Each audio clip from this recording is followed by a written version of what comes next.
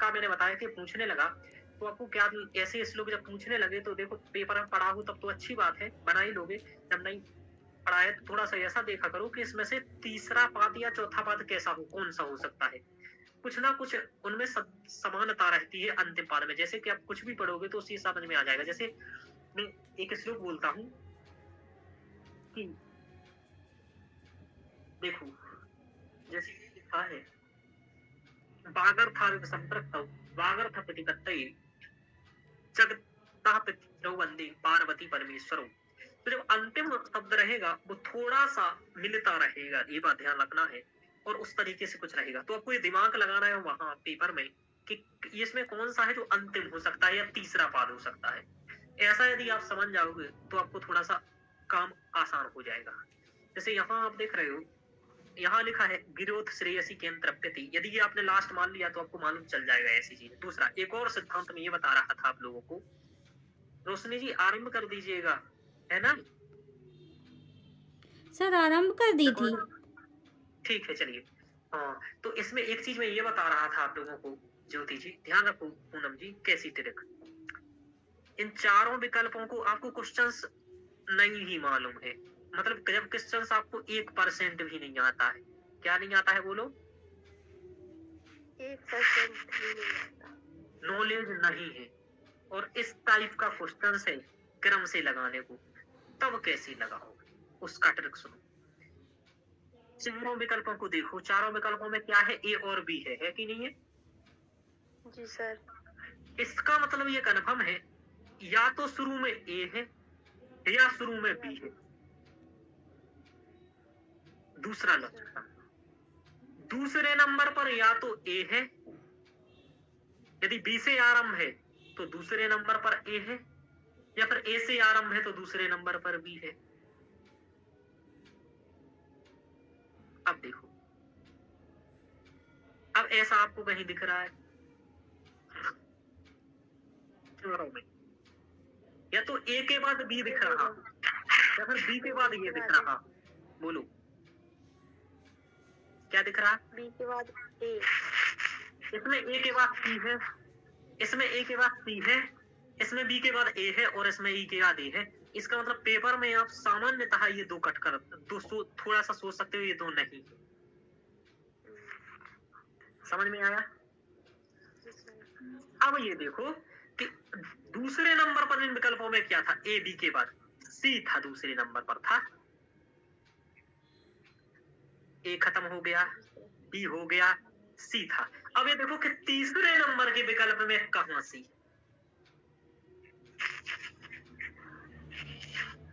समझ में आ रहा है कुछ? समझ में आ रहा है तीसरे नंबर में कहां सी है? मतलब अब आपको तीसरे नंबर पर सी देखना है। इसमें है सी है। अब देखो ए बी सी के बाद इनमें से कौन सा वर्ण है, ई और डी है। तो अब इस पर हो तो इसमें ई भी है तीसरे पर, यदि कि यहाँ ई है। अब देखो चौथे पर क्या है, डी है। तो इस पर कैसे आ गया बोलो हम लोग? तो यही सही विकल्प। समझ में आया? नहीं आया। पूनम जी समझ में आया जो मैं बताना चाह रहा हूँ? बोलो जल्दी, नहीं आया हो तो समझाओ। क्या समझा दे दोबारा। मेरा कहने का मतलब ये है कि किसमें क्या देखना है। अधिकतर क्वेश्चन पेपर वाला ये कार्य काम कर रहा है कि आपको भटकाना, मतलब शुरुआत में वो ही रखेगा कंफ्यूजन करने के लिए, या तो ये होगा या बी होगा। अब आपको पता चल या तो ये सही होगा या बी सही होगा। होगा कि नहीं होगा बोलो?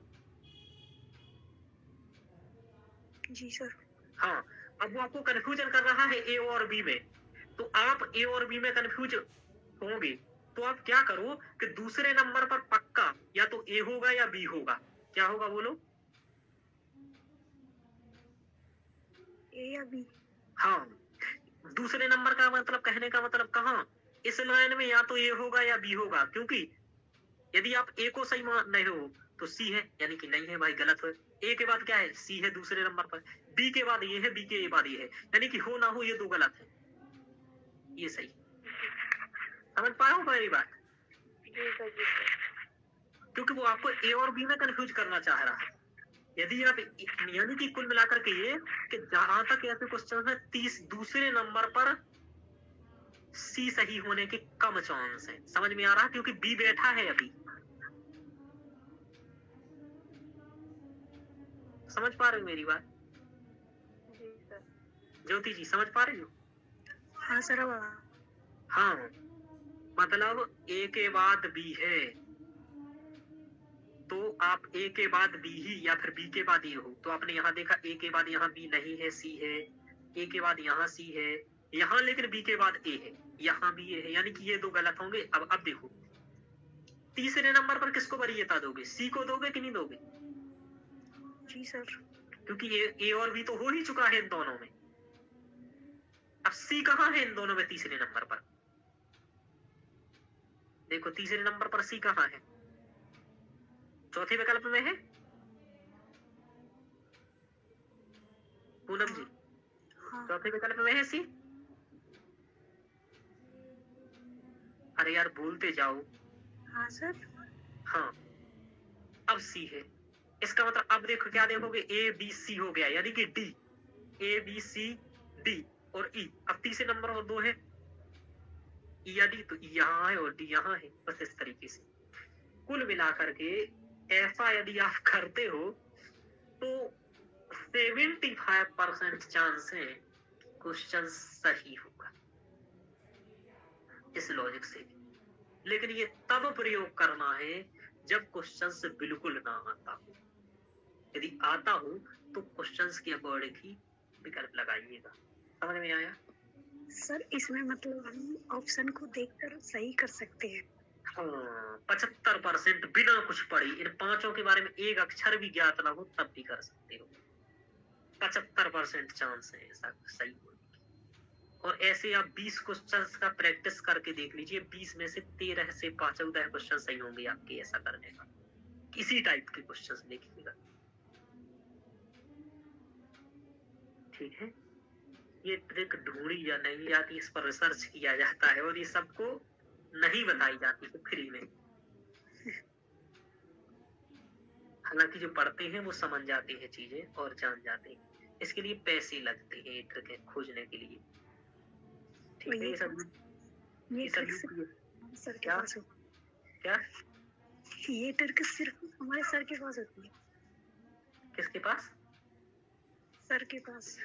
सर के पास नहीं होती है, पढ़े लिखे लोग कई सारे ऐसा दिमाग लगा जाते हैं, लेकिन यूपीएससी वाले यही करते हैं। इसलिए मुझे याद है, हम वहां क्वेश्चन ही इतना कठिन आते हैं। कहाँ गई है पूनम जी, भाग गई? चलिए मैं क्या ही कर सकता हूँ, बैठ नहीं कर सकता। चलिए आगे चलते हैं। 76वें नंबर का क्वेश्चन हो गया, आगे चलते हैं ज्योति जी, ठीक है? तो ये ट्रिक का यूज आगे भी करके देखेंगे। दूसरा, ऐसे क्वेश्चनों में आप दोनों ट्रिक कर लीजिएगा। एक तो ऐसा सोचो कि अंतिम पद क्या होगा, और फिर ये लॉजिक भी लगा लो, तो दो तरीके हो गए सही करने के। एक तो अंतिम में आपको लिख रहा है कि डी है श्रेयसी केन तृप्यते, यहाँ श्लोक लास्ट हो रहा, और यहीं पर ये टिक लगा के यदि दोनों नियम चल रहे हैं तब तो ज्यादा चांस है कि यही सही होगा। समझ में आ रहा? जी सर। पूनम जी, पूनम जी सुन रही हो? आ गई? चलो आगे चलते। 76 के बाद 77 नंबर क्वेश्चन। क्रोधात जायमानानां व्यसनानां अयम क्रमः कर्मणुना सूच्यते। मनु के अनुसार क्रम बताइए, कह रहा है।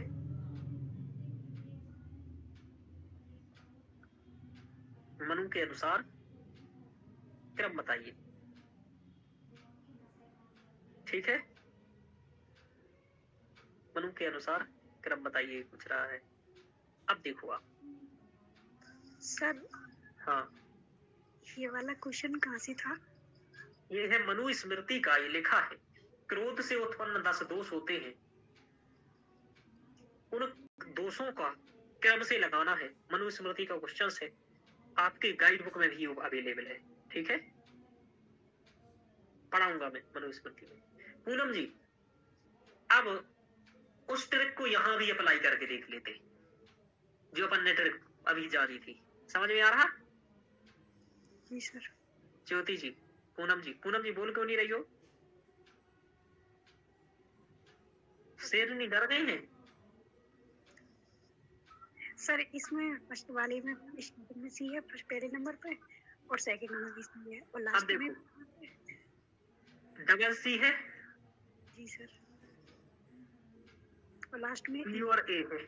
इसका मतलब यह है कि ज्यादा चांस है कि सी वाला क्वेश्चन सही होगा, क्योंकि डबल सी दे दिया है। जी सर। अब देखना है कि दूसरे नंबर पर या तो ई होना चाहिए या ए होना चाहिए।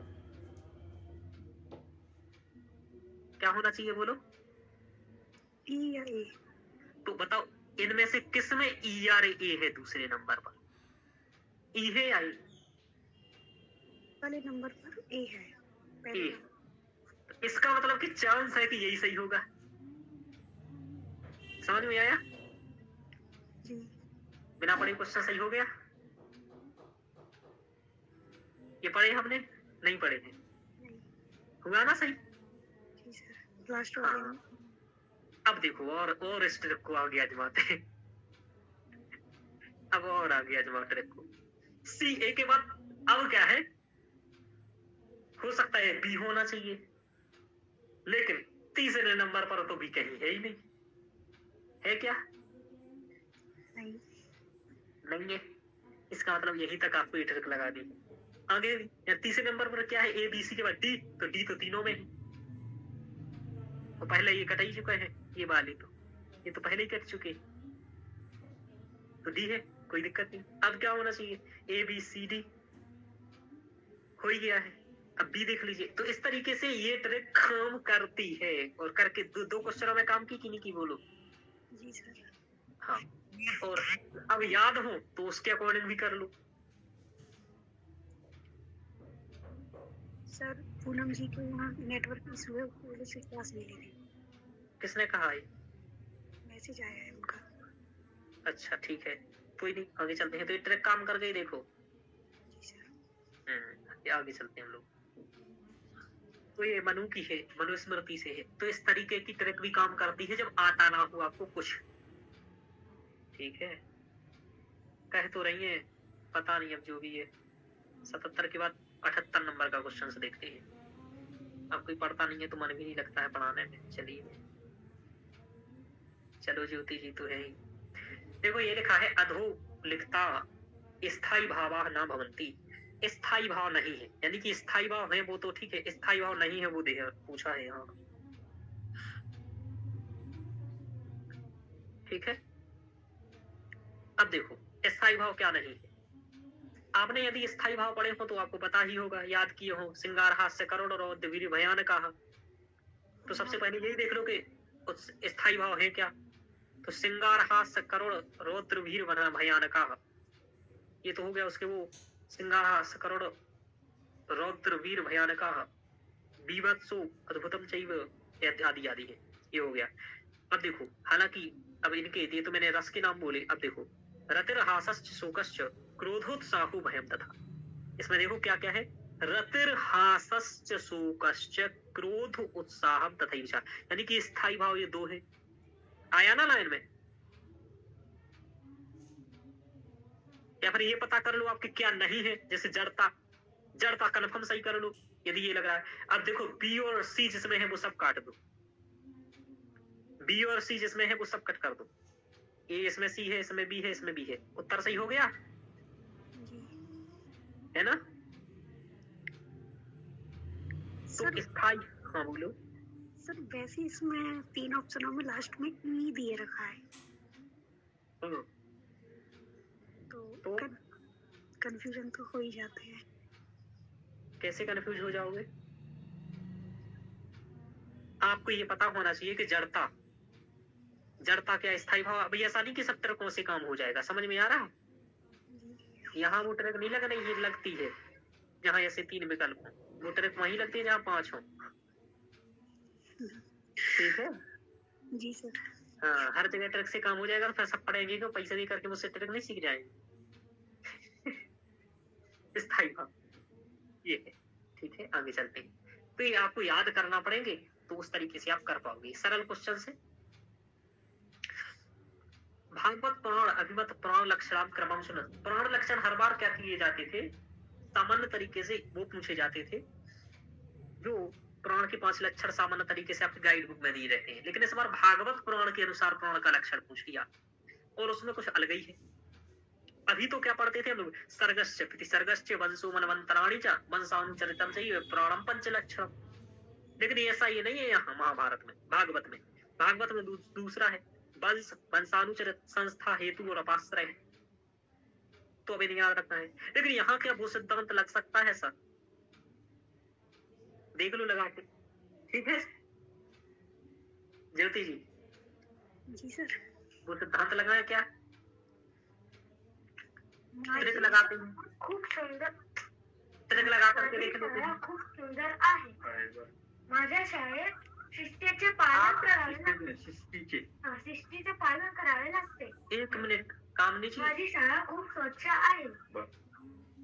चलिए आगे चलते हैं। जो बोलेगा मैं भी म्यूट कर दूंगा। सॉरी कामनी जी, पर आप यहाँ से आप क्लास आवाज आ रही। चलिए देखो, ट्रिक लगा करके देखते हैं ज्योति जी।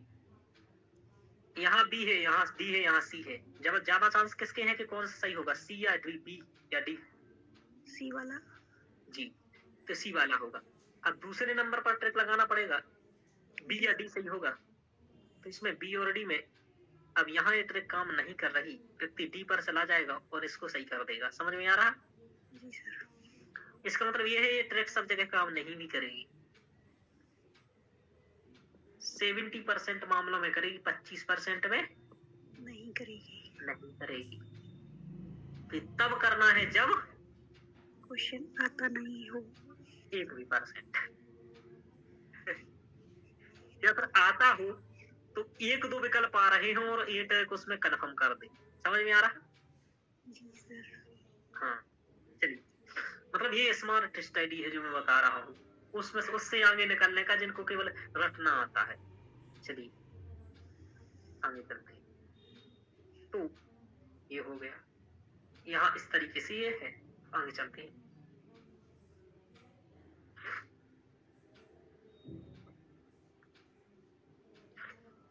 तो इसका आपने क्रम, आप क्या करना है, भागवत के अनुसार ये पुराण का लक्षण याद कर लेना है।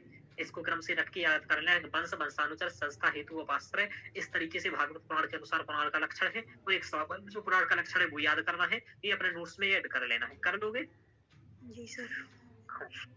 याद कर लेना। मतलब इस क्वेश्चंस को करने का क्या मतलब है, यदि इसका कंटेंट याद नहीं किए और भविष्य में रिपीट हुआ क्वेश्चंस तो फिर बनेगा नहीं। ठीक है जी।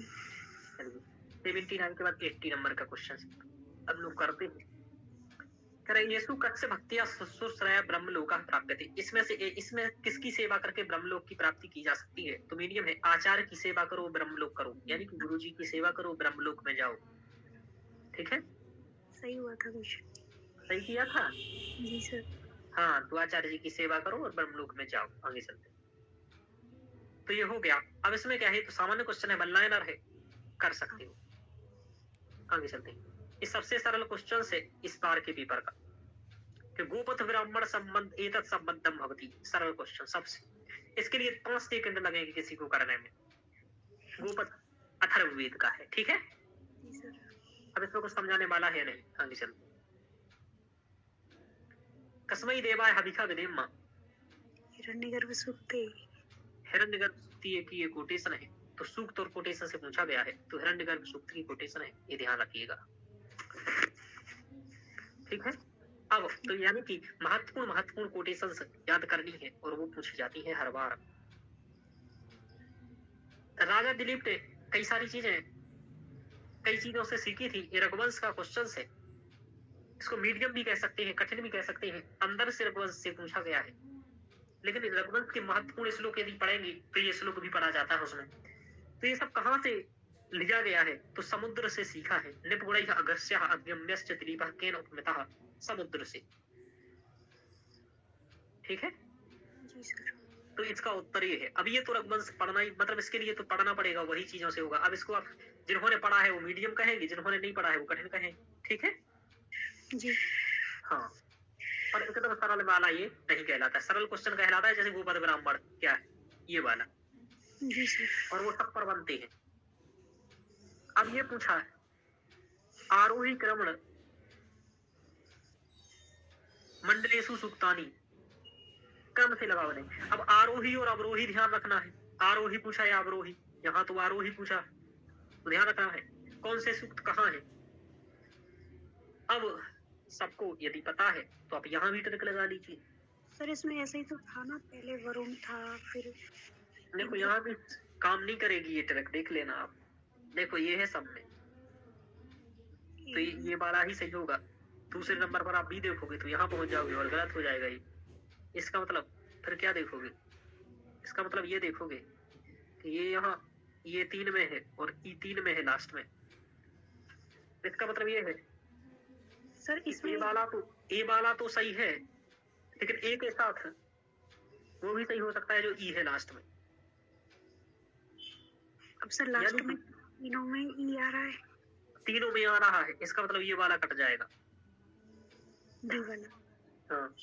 अब फिर देखोगे दोनों में सी है, ये के बाद सी है, यानी कि पक्का जहां तक है चांस किसी ही होगा सही। समझ में आ रहा? जी सर। क्योंकि डबल है, जहां ज्यादा लोग होते वहां सही होने के चांस ज्यादा होते। अब सी दोनों में है, अब और दिक्कत है। अब कैसे किया है, उसके आगे डी है, डी तीनों में, फिर तीनों में डी है, अब दिक्कत है। तो कुल मिलाकर के ये ट्रिक यहाँ काम बिल्कुल भी नहीं करेगी। समझ में आ रहा? हर जगह ट्रिक तो नहीं आएगी सर। हाँ, वही मैं कहराना सिखाना चाह रहा हूँ, वरना खुश हो जाओ जाना।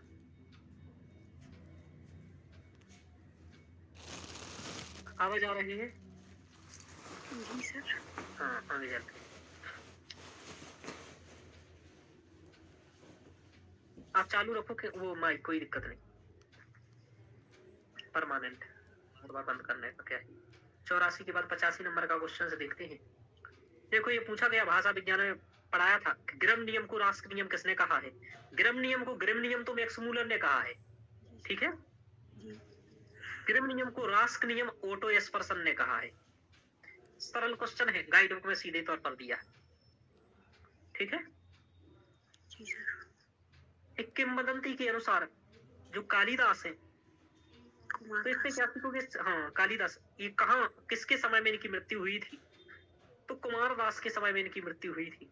ये सामान्य पूछ लिया गया, ध्यान रखना। ये सही हुआ था सर। हाँ, तो इस तरीके से 86 नंबर का हो गया।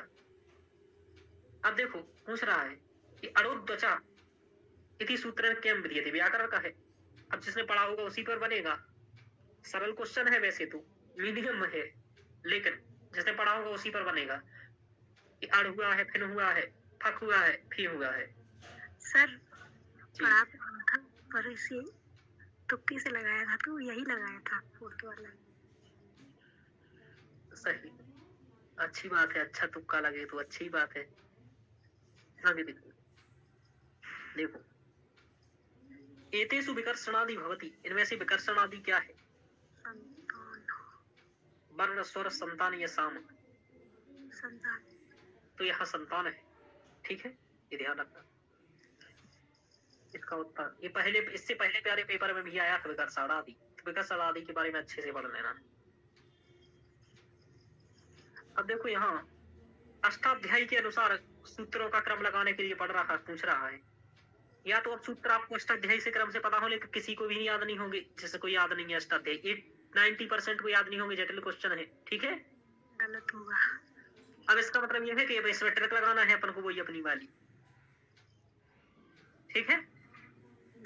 ट्रिक लगा के देख लेते हैं। तीनों में सी है, यहाँ डी है, तो दूसरे नंबर पर भी कहाँ है? इसमें है दूसरे नंबर पर भी। तीसरे नंबर पर क्या है? डी है, होना चाहिए, क्योंकि यहाँ डी हो या ए हो तीसरे नंबर पर, तो ए यहाँ है और डी यहाँ है, लेकिन इसी में चांस ज्यादा बन रहा है, तो डी ये है। तो इस तरीके से ये तीसरा सही हो गया बिना ट्रिक के। हो गया ट्रिक।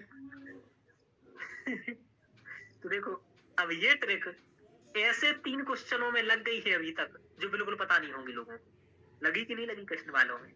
जी सर। तो कभी कभी इस ट्रिक भी काम आ जाएगी और दूसरों से आगे बढ़ा देगी आपको। 2-3-5 क्वेश्चन भी दूसरे से आगे बढ़ा दी तो आपका ये हो जाएगा कठिन क्वेश्चनों में। ठीक है जी सर। तो ये ट्रिक है। आगे चलते हैं। क्या ही सिखा रहा हूँ। चलिए फिर वही ट्रिक वाला काम आ गया। देखो ये भी बिना ट्रिक के होगा क्योंकि ये पता नहीं होगा इस लोग सबको। ठीक है ठीक है। अब देखो एक बात ध्यान रखना,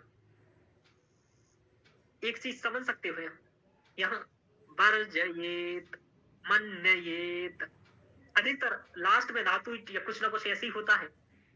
इस लोग टाइप में धातु ही होती है तो या तो सी या डी इसमें से लास्ट में होगा। क्या होगा? सी या टी। हाँ एक श्लोक पढ़ करके पता किया जा सकता है। मन्येत वर्जयेत इस तरीके से धातु ही लगभग लास्ट में होती। तो अब सी या डी होगा तो इसमें लास्ट में क्या है? सी दिख रहे हैं। अब आपको तो ये आप छंद जानते हो और श्लोक भी बताना हो क्योंकि ये बहुत कम है कि आपको याद रहे होगा श्लोक। मतलब जब नहीं हो तब की बता रहा हूं मैं, याद होगा तब तो अच्छा ही है। दूत के कर्म से पूछा जा रहा है ये। अब क्या करोगे? वही ट्रिक लगाओगे जब नहीं है पता तो। बिल्कुल भी कैसे? दोनों में ये यहाँ है, दोनों में भी यहाँ है। इसका मतलब ये कि इसमें इस लाइन में या तो बी होगा या ए होगा। यदि बी वाला सही होगा तो ये लास्ट में होगा। आप देख लीजिए, लगा लीजिए ट्रिक। तो बी के बाद ए के बाद बी यहाँ नहीं है, ए के बाद बी यहाँ नहीं है, बी के बाद ए वाले बी नंबर के बाद ये यहाँ नहीं है, यानी कि बी के बाद यहाँ ये है, यानी कि ज्यादा चांस है कि यही सही होगा। कितने परसेंट? केवल 75% चांस। 25% गलत भी होगा। अभी मैंने 4-5 क्वेश्चन कराए जिसमें से 4 सही हुए हैं इस ट्रिक से, एक गलत भी हुआ। एक दो क्वेश्चन गलत भी हुए हैं, 4 क्वेश्चन सही भी हुए हैं। इसका मतलब जब कुछ भी ना आए 1% को क्वेश्चंस का आंसर तब ये ट्रिक लगानी, ध्यान रखना। अब देख लो आगे, इसके बाद आगे देखो ए बी के बाद सी है, सी तीसरे नंबर पर है ही नहीं तो डी है, तो डी तीनों में है तो फिर यही आगे चलाएंगे। डी के बाद ई है, ई केवल किसमें आएगा? इसमें है तो वही सही है। मतलब इसके बारे में, और ये अपन ने देखा था शुरू में भी कि या तो सी ही वाला सही होगा। तो देखो यहाँ ट्रिक के अकॉर्डिंग भी सी वाला ही सही हो रहा है। इस लोग के छंद का जो सामान्य लॉजिक है उस छंद के सामान्य लॉजिक के अकॉर्डिंग भी यही हो रहा है। इस तरीके से आप इस क्वेश्चन के आंसर तक पहुंच सकते हो। समझ में आया? जी सर। हाँ तो उस मामले में ऐसी ट्रिकों का प्रयोग करना है जिस मामले में क्वेश्चन का एक भी % चीज मालूम ना हो और करना है। तो ऐसे ऐसे क्वेश्चंस काफी हद तक सही हुए हैं। ये मेरा पिछले 8 से 10-15 एग्जाम का है और मैं नहीं कह रहा हूँ। ये ट्रिक आप कम से कम 100 क्वेश्चंस में लगा के देखिए और 100 क्वेश्चंस में से कितने क्वेश्चन सही होते हैं वो देखिए। समझ में आ रहा है? जी सर। ऐसे क्वेश्चंस आपके PYQ 5 साल के अवेलेबल है, करके देख लीजिए। ठीक है आगे देखिए, मैं तो कराऊंगा ये। चलिए आगे चलते हैं हम लोग।